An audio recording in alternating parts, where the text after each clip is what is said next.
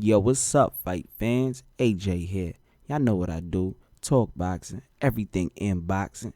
And since this weekend is going to be a major weekend in boxing, you got Terrence Crawford, Hank Lundy, you got my boy, Leo Santa Cruz versus Kiko Martinez. But the fight to really watch is that Carl Frampton versus that Scott Quigg. Now, when you talk about Carl Frampton, man, the kid is an exceptional fighter. I believe he's 21-0, IBF 122-pound champion, and the motherfucker puts in that work. When I talk about putting that work, we seen the last fight versus Alejandro Gonzalez, and he was dropped and flustered in his first fight coming into America.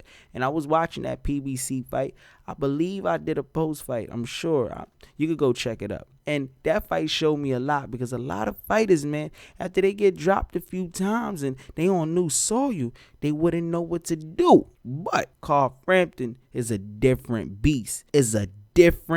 Different beast. And that fight showed me everything I needed to know about Carl Frampton. I had checked up Carl Frampton's fights prior to that on the YouTube, but when you see it in person, it's a difference. It's a big difference. And Carl Frampton that night showed me a lot.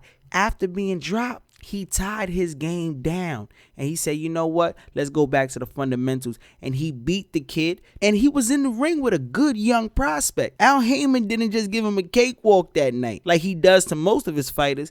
And he was able to use his fundamentals to dismantle Gonzalez in every fashion of the sweet science. The jab was working. The movement was working.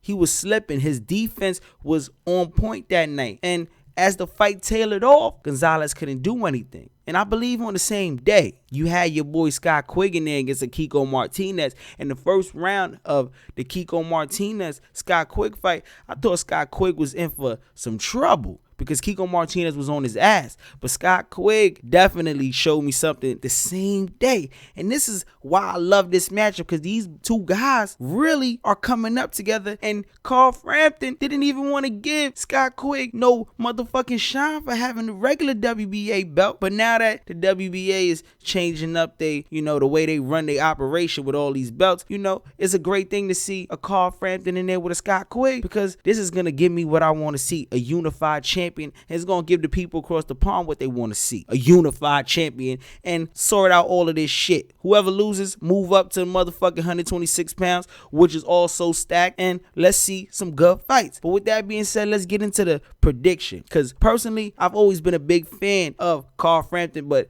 in this fight, the height advantage, because Carl Frampton is really a small guy. I know he's listed as something like 5'4", but trust me, the kid looks more 5'2", 5'3", and as for Scott Quigg, he looks more of a, about 5'6", 5'7". Looks like he has the reach advantage, and this is all off the eye test. All of me watching these guys. I feel like Scott Quigg is more based off power, and I feel like Scott Quigg may be able to drop Carl Frampton a few times in this fight, but I don't see Scott Quigg finishing the deal. Like with Kiko Martinez, he sort of lucked up into getting that knockout, even though there is no lucky knockouts in this game. But Kiko Martinez was opening up way too much, and Scott Quigg took advantage of it. As for Carl Frampton, I know Carl Frampton is going to respect Scott Quigg, especially after coming off that great victory, he just came off of, and he's not going to come in there on no lackluster bullshit. He's definitely going to respect the kid, and he's not going to make those same mistakes he made against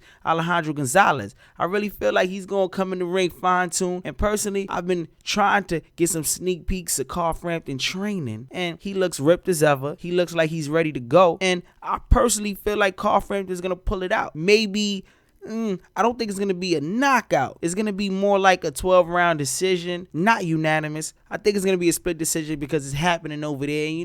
The politics across the pond is different than the politics in America. In America, we all know who's going to win based off the rigged judging. We could tell where you at, who's going to win.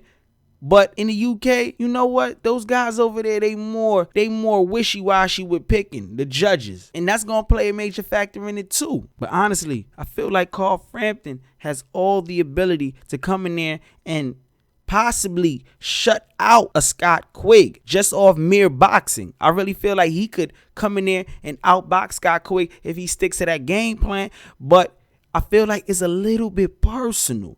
This fight is a little bit personal. And when things get personal, I don't think these guys like each other. And when things get personal, people do things that they normally don't do. And that could be Carl Frampton's downfall when it comes to this fight against Scott Quigg. And as for Scott Quigg, all Scott Quigg has to do is keep it moderately close, because as the fight goes on, we know that Carl Frampton gets stronger. But I think Scott Quigg could slow him down, because Scott Quigg's power and the fact that Scott Quigg is way bigger. Like I said, 5'6", 5'7", he's way bigger than him. Carl Frampton is a small guy. If he keeps the pace going, he could possibly stop him late. If those knockdowns that I predict that Scott Quigg is going to get happens late, I really feel like the judge may call it a quit when the later rounds come, depending on the type of work that he's been doing early in the fight. Because this is not going to be no pure boxing match. I feel like Carl Frampton needs to box, Scott Quigg needs to brawl, and depending on how the judges and how the referee looks at the fight, it could go either way. But me personally, I always go for the boxer. If y'all watch my prediction videos, I always go for the pure boxer.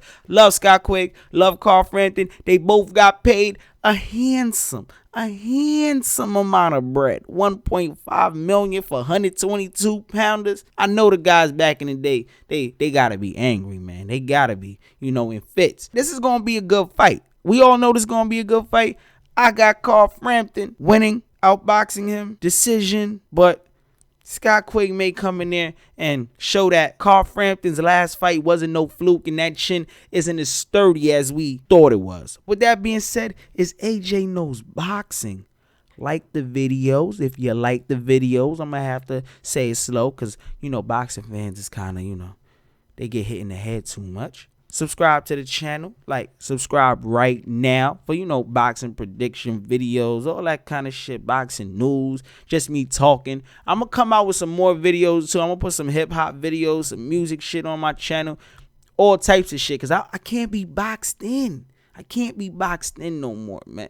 I got to talk about it. The people want to hear me talk about shit, so I got to talk about all kind of shit. You feel me? But with that being said, it's AJ Knows Boxing once more. Like, subscribe, comment, and I'm out. 1.